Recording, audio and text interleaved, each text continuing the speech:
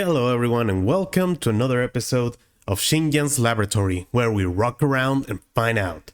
I'm Shingen's assistant, and this week I want to talk with you about Kirara.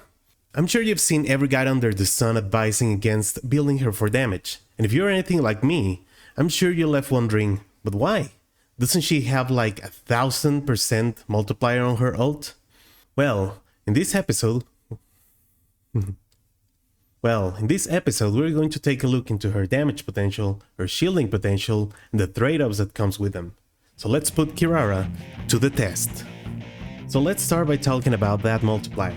As you can see, my Kirara's ultimate level is level 9, and her multiplier is 969. And it took me a while to figure out how to best approach this situation, how to better convey what the issues of building her ult is.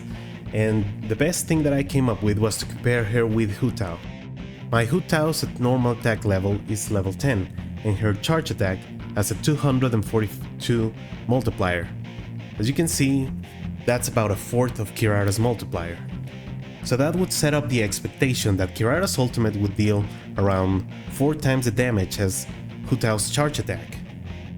But it turns out that it's not that simple. I'm going to run some tests for both of them to compare side by side their damage. This is a team that I came up with for Kirara. It is a team that tries to be functional and not just make a nuke build, but nonetheless it is a good team for her ultimate. Nahida is here to provide her elemental damage bonus, and Raiden is here providing her burst damage bonus, while Benny Boy is providing his attack bonus. Let's compare that to Hu Tao's team.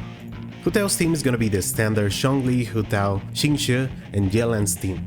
As to how I built Kirara, I give her a Lion's Roar with Refinement 2, which provides a very nice 41% attack bonus, as well as 24% damage bonus against enemies affected with Pyro or Electro, which my team will guarantee to happen. Now as for her set, I give her Emblem of Seraph. I know that her burst cost isn't that high, so I didn't go real high with the energy recharge.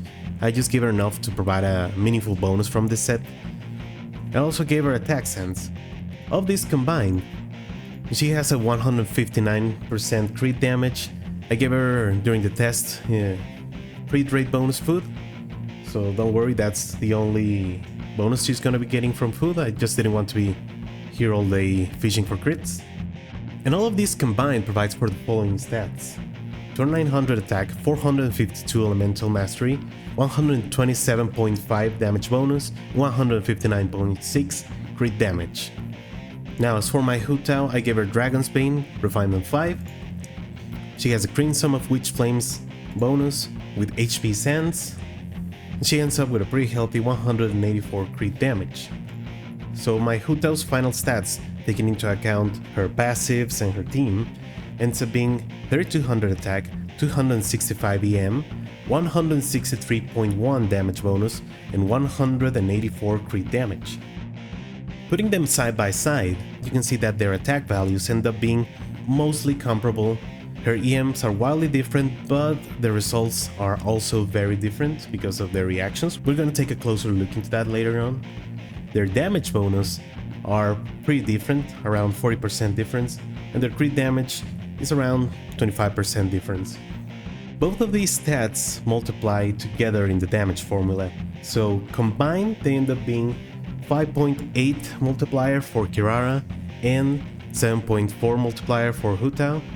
We will also take a closer look into that later in the video, so don't worry about it, but I want to point out that 5.8 to 7.4 is not that big of a difference, even though there is. Now let's see how they both perform. As you can see, my Kirara dealt 94k damage with her ult, 94.6. Let's see how that compares to Hu Tao. As you can see, my Hu Tao dealt 72.5k damage with her charge attack. Now, Kirara did dealt more damage, but it's not 4 times as much damage as we were set up to believe from early on.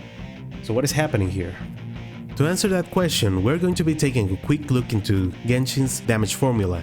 The first thing I want to point out is that over here we have transformative reactions.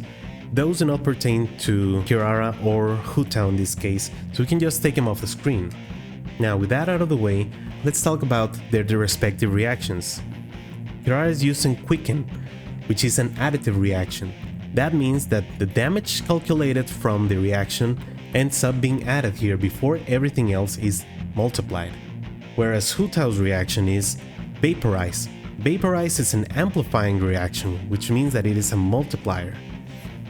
What Quicken does is takes the character's EM and creates a value that is added to the damage, so it is a flat bonus. In the case of my Kirara, it is around 5300 damage that is added. For Vaporize, the character's EM modifies the multiplier. As you may know, Vaporize has a multiplier of 1.5, but with your character's EM, the multiplier gets higher and higher. In the case of my Hu Tao, ends up being almost a 2.4 multiplier. Going back to the formulas, when Kirara triggers a Quicken, she's adding around 5300 damage before all the multipliers. And when Hu Tao deals damage, everything is multiplied by her reaction. And that makes a huge damage difference. Especially because you gotta remember that these stats, no matter how comparable or different they are for a support character, being Kirara, and a damage character, that being Hu Tao. So Hu Tao's kit naturally is built towards this direction, whereas for Kirara, we had to artificially get here through a very specific setup. This means that Kirara's performance will not be this high on a regular team. Like for instance, if you're using an Aggravate Sino, or if you're using a Quicken Alhatheim, your Kirara will not perform even as remotely close to this. You won't even be bringing Bennett with them. And that is a real issue here. You can make Kirara perform well, you can make every character perform well in this game. As you saw in my last week's clip down by the end, I had showcased Diona dealing a lot of physical damage. But you're missing a lot of potential by doing that, which leads back into how much you're losing by building Kirara this way. This damage Kirara has a pretty low HP, not even reaching 22k. If I switch her to her support build, she now has 34k HP. That is 50% more life, and since her shield scales off of HP, then it is at a 50% bigger shield. That is how much shield you're losing if you are trying to build her for a nuke. Not to mention how much damage your whole team is losing because you built everything around your Kirara. And that is ultimately why everyone advises against building Kirara for damage. No matter how great her multiplier is, you can't optimize both her shield and her damage, and even if you optimize her damage, since Dendro doesn't have an amplifying reaction, and since she's not built for DPS purposes, you end up losing more than you gain. Actually, her ult ends up dealing almost as much damage as my Xinjiang here, even though I got her Ito's signature weapon. So that is it this week. Thank you very much for watching this new episode of Xinjiang's Laboratory, and remember, the difference between just rocking around and doing science is writing it down and putting it on a YouTube video. See you next week!